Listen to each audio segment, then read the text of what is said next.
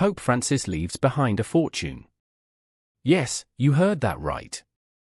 The same Pope who drove a Ford Focus, lived in a guest house, and turned down a paycheck just shocked the world from beyond the grave. To work at the Vatican and live there or in Rome are believed to get salaries of about €4,000 to €5,000 a month. And when his family opened what he left behind, it brought them to tears. Jesse Waters is reporting on the sealed last will and testament that's turning heads at the Vatican and raising one massive question: how did a man who owned so little leave behind something this big? We came to the Pope's audience because we wanted to give him a certificate, making him an honorary member of our group of Sant'Ageno blood donor volunteers. Stay with us, because what's inside that envelope isn't just money. It's something far more powerful, a life of simplicity. From the moment he stepped out onto that Vatican balcony in 2013, Jorge Mario Bergoglio, now Pope Francis, made one thing clear: he would not be a traditional pope. Gone were the red velvet shoes. Gone was the palatial residence of the Apostolic Palace. He chose instead a modest room in the Doi Sancti Matei guest house, where he'd greet visitors with warmth, humility, and a plate of simple food, if you were lucky. In the eyes of many, he became a pope for the people, a man who lived as close to the ground as his title would allow. Unlike his predecessors, Francis turned down the standard papal salary. By Vatican estimates, that would have meant roughly $32,000 a month, money he publicly claimed he didn't need. He said he didn't want to be isolated by wealth, privilege, or position. In interviews, he'd shrug off questions about retirement benefits, personal security, or property. "The shepherd must smell like the sheep," he once said. For over a decade, that idea guided everything he did, from his outreach to the poor to the way he moved through the Vatican without an entourage. Even his choice of transportation reflected that philosophy. Instead of using the traditional black Mercedes or papal limousines, Francis was often seen stepping into a battered Ford Focus. Pope Francis blessed a group of 35,000 Harley-Davidson bikers in St. Peter's Square. He gave away the Harley-Davidson he was gifted, sold off a luxury car for charity, and asked bishops to resist the temptation of flashy cars.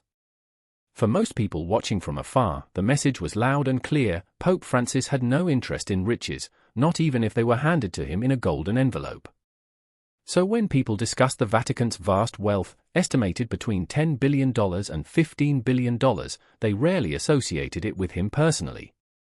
Those were institutional assets, not personal ones. He didn't live in a palace. He didn't dine like royalty. He refused lavish renovations and spent more time with janitors than with dignitaries. He would often be found praying in silence, sneaking out at night to visit homeless people, or spending time with those society often forgot. Public documents reflected this minimalism: no personal property, no known bank accounts, no family trust, and no indication that he planned on leaving behind any form of wealth. For years, Vatican insiders would say, if Pope Francis left anything behind, it's likely just a few books and a worn-out Bible. But that's where the story gets more complicated. Because despite all outward signs, despite all the modesty and restraint, there were whispers, just faint ones, about how the unused salary was being handled. No one paid much attention at the time. After all, it was the Vatican. Things worked in mysterious ways. But now, in the days after his passing, people are looking back with sharper eyes. Did he really decline everything, or was there more nuance to his choices? And if he had nothing, then why did a certain envelope leave one woman in Argentina weeping uncontrollably? Before we get to that part of the story, it's important to understand the quiet mechanics behind his daily life. Because while the Pope may not have cared for riches, he did care about people, especially the ones who stood by him before the white robes and global spotlight. And some of them, it turns out, were never forgotten. Even in silence, Francis may have been setting something aside, not for himself, but for someone who mattered more than gold. And that, well, that changes everything. Quiet financial habits no one noticed. It's easy to assume that someone who rejects a salary simply lets the money vanish. But things at the Vatican don't work that way. When Pope Francis turned down his monthly stipend, the funds didn't just evaporate into thin air. In fact, those close to the administrative side of Vatican operations say there's a little-known mechanism in place. When a pope declines his salary, those funds are quietly redirected, sometimes toward charities, sometimes toward foundations, and sometimes, if the pope authorizes it, into holding accounts designated for future use. We came to the pope's audience because we wanted to give him a certificate, making him an honorary member of our group of Fratres of San Casino blood donor volunteers.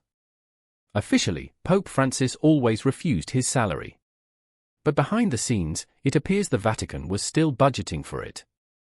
Those who work at the Vatican and live there or in Rome are believed to get salaries of about €4,000 to €5,000 a month.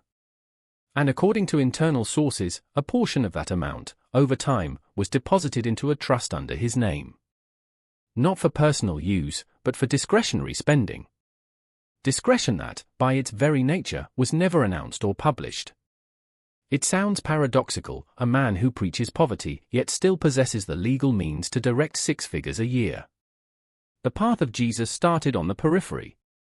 It goes towards the poor and with the poor towards everyone else. But Francis was never about optics. He was about intent. And intent can hide a lot in plain sight.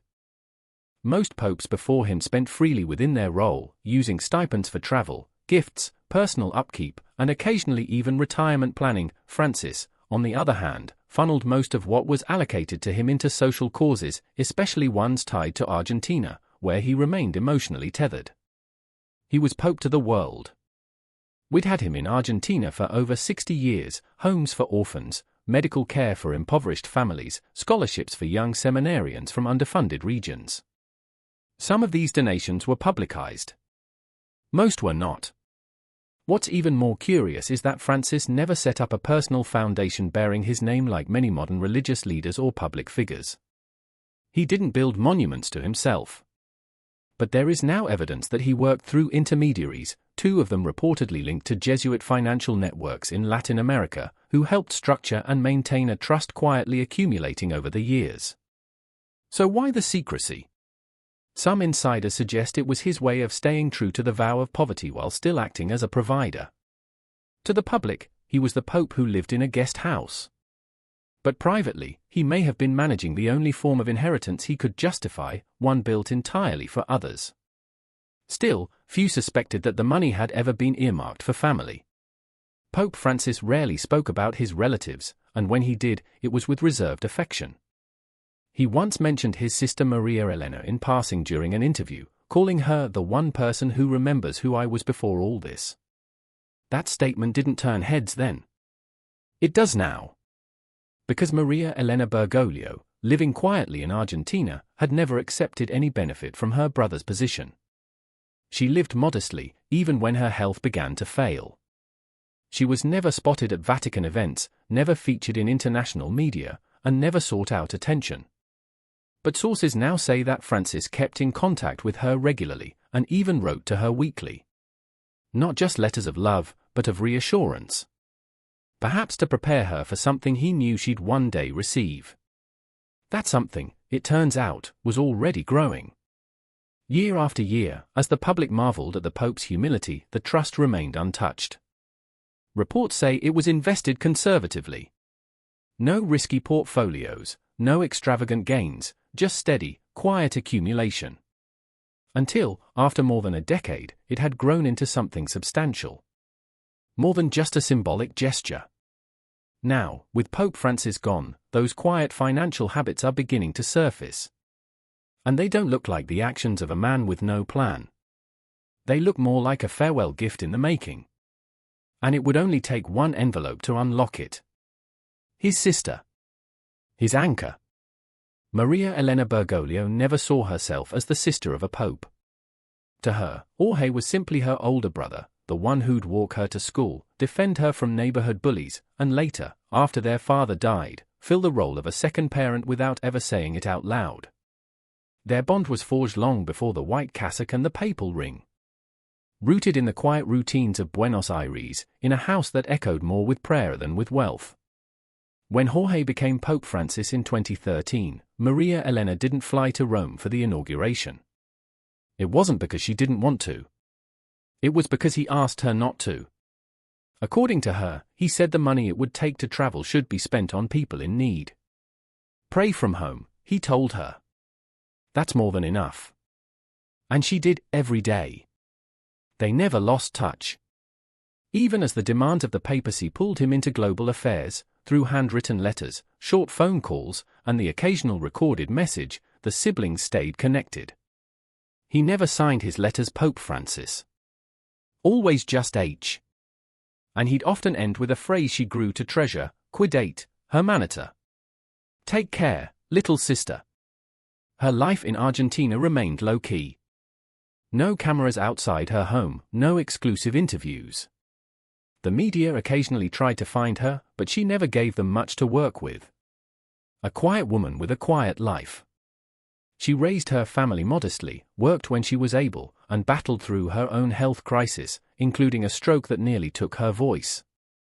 Through all of it, he was there, not in person, but in prayer, and often on the other end of the phone. There's a certain kind of loyalty that doesn't make headlines. Maria Elena embodied it. She never asked her brother for favors, never once tried to capitalize on his position. She even refused invitations to Vatican functions out of principle, insisting she didn't want to distract him or give the impression that she was enjoying privileges others couldn't. But Francis never forgot her sacrifices. And he certainly never forgot that she was the last living member of his immediate family. He carried that knowledge quietly, just as he carried his own burdens.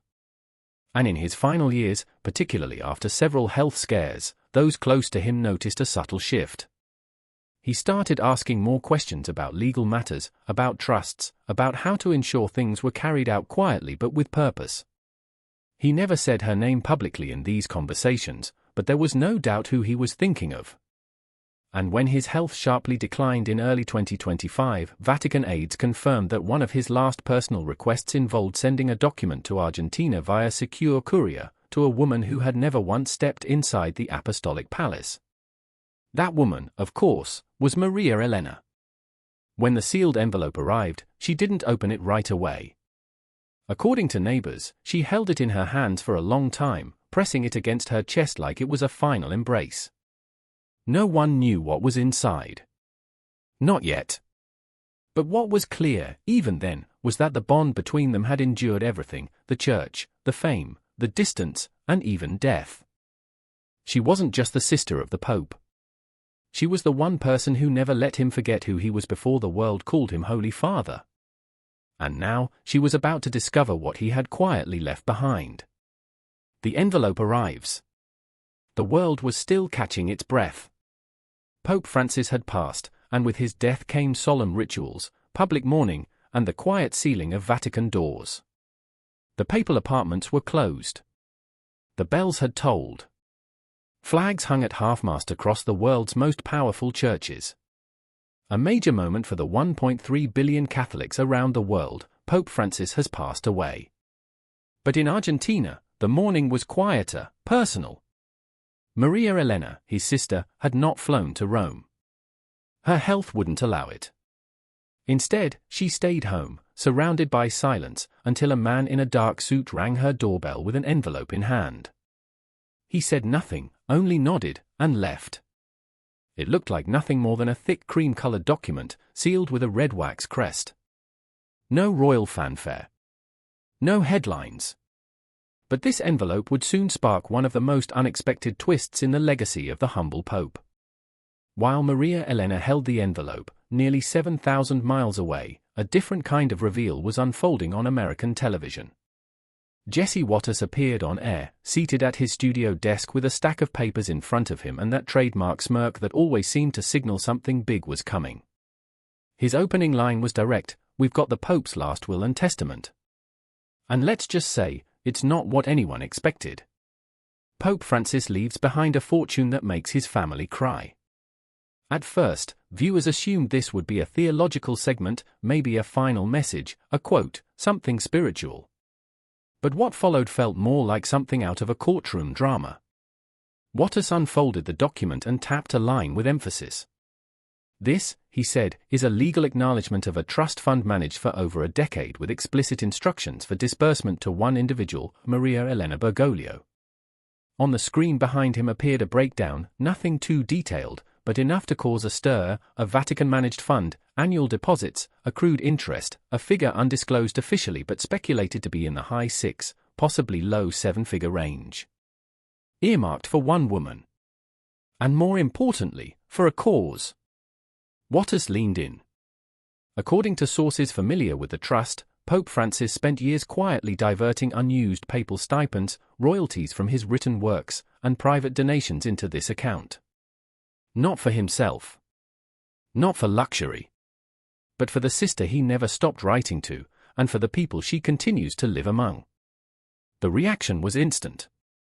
Across social media, people were confused, intrigued, and in many cases, deeply moved.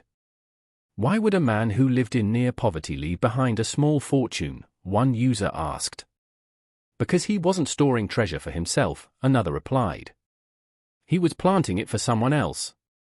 Meanwhile, in Buenos Aires, Maria Elena finally opened the envelope. Inside was a letter written in her brother's unmistakable handwriting. It didn't begin with ceremony. It simply said, "Hermanita, little sister." In the letter, he thanked her for her silence, her strength, and her sacrifices. He wrote about their parents, their childhood, and how he never stopped thinking about the time she offered him her only coat during a winter storm when they were both teenagers. "You gave me warmth," he wrote. "So now I return it." Attached to the letter were official documents confirming the transfer of the trust, not just to her, but to a joint board she would chair alongside local Argentine clergy to use the funds for healthcare and housing initiatives in their neighborhood. "This is not wealth," he wrote. "It is simply love in a different form." She wept, not because of the money, but because it was exactly what he would do. Jesse Waters closed his segment with a line that caught even his critics off guard: "Maybe the Pope didn't take his salary, but it looks like he found a way to turn silence into something loud, something that made his family cry for all the right reasons." And the story wasn't over yet. Not even close. Reactions from around the world. The reaction was a strange mix of awe, confusion, admiration, and in some corners, suspicion. How could a pope who refused luxury, rejected salary, and made humility his personal brand leave behind a trust fund big enough to build a hospital wing? The Vatican issued a short but firm statement: Pope Francis managed his personal stipends and royalties in accordance with canon law. All disbursements were approved through the proper internal channels. But that didn't stop the speculation. News outlets scrambled for more details. European papers ran headlines like "Francis's final gift and the hidden fund of the people's pope." In Buenos Aires, local stations camped outside Maria Elena's home. She didn't speak to cameras, but neighbors did. One woman who had known her for decades said, "She always said she needed nothing from him. She just prayed for his safety. And now he's given her everything." Online, the story went viral, not because of the amount of money involved, but because of who had given it. People weren't used to seeing a spiritual leader handle finances in a way that actually aligned with his values. He didn't spend it on art, cars, or estates. One commenter wrote, "He gave it to someone who would make sure it stayed where his heart always was." Of course, not everyone reacted with such warmth. A few critics questioned the optics. One Vatican watcher asked, if this trust existed, why was it never made public? Why keep it hidden? Skeptics suggested it raised concerns about transparency, especially in a church that has long struggled with financial scandals. But even they had to admit, it didn't look like Francis benefited from any of it. If anything, it looked like he had intentionally removed himself from the equation. Others focused on the letter, now partially released by the family at the urging of a local archdiocese. In it, Francis wrote plainly, "To serve the church is to serve those who wait in silence." Maria Elena waited in silence her whole life. This is for her and for those she never stopped caring for. It wasn't poetic. It was personal. Several religious scholars pointed out how rare this kind of posthumous gesture was. Usually when popes pass, said one Vatican historian, their legacy is debated in terms of doctrine, reform, and papal encyclicals. Very rarely does it come down to one handwritten letter and a fund with a name that doesn't even belong to a church. This is a different kind of legacy.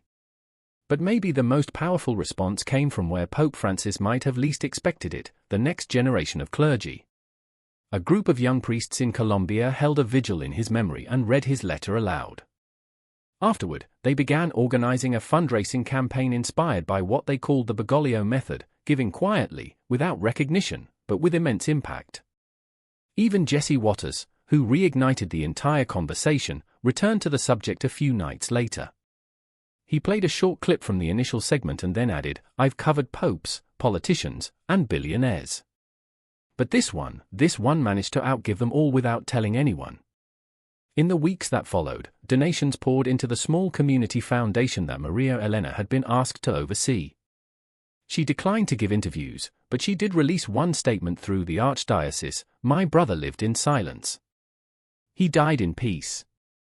And now, through this, he speaks again, not with power but with kindness." It was clear the story had struck a chord. Not because a pope had left behind a fortune, but because for once, that fortune wasn't about wealth at all. It was about love, loyalty, and the quiet power of remembering where you came from. The legacy: no golden crown, no royal inheritance, just one letter, one trust, and a legacy that rewrote everything people thought they knew about Pope Francis. While headlines chased numbers and pundits debated motives, Maria Elena didn't say much. She didn't need to. Her tears said more than any press conference ever could. She'd spent her life in the background, never photographed at the Vatican, never given a formal title, never asked for a thing. And in the end, her brother, who carried the weight of the church, the burden of history, and the expectations of 1 billion followers, chose to leave it all not in a monument, not in a statue, but in her hands. Hands that had once wiped his tears, held his face, and written back every time he mailed a letter from Rome. The trust he created wasn't just about money. It was a message. It said, "I saw you. I didn't forget." It said, "This is for the times you stayed silent. For the times you gave when no one saw. For the life you lived in my shadow but never resented." It said, "Thank you." Jesse Waters, whose reporting first brought this to light, didn't sensationalize the end.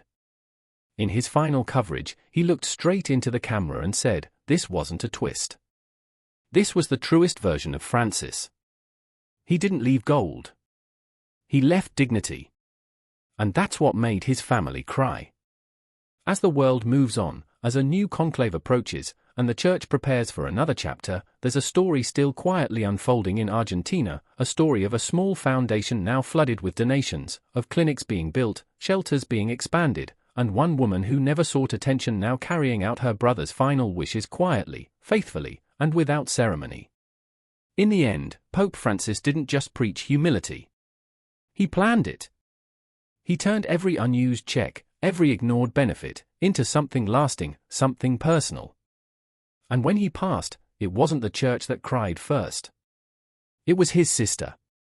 If a man who gave up everything still found a way to give even more in the end, what does that say about the legacy we choose to leave behind? Thanks for watching. Please subscribe to our channel.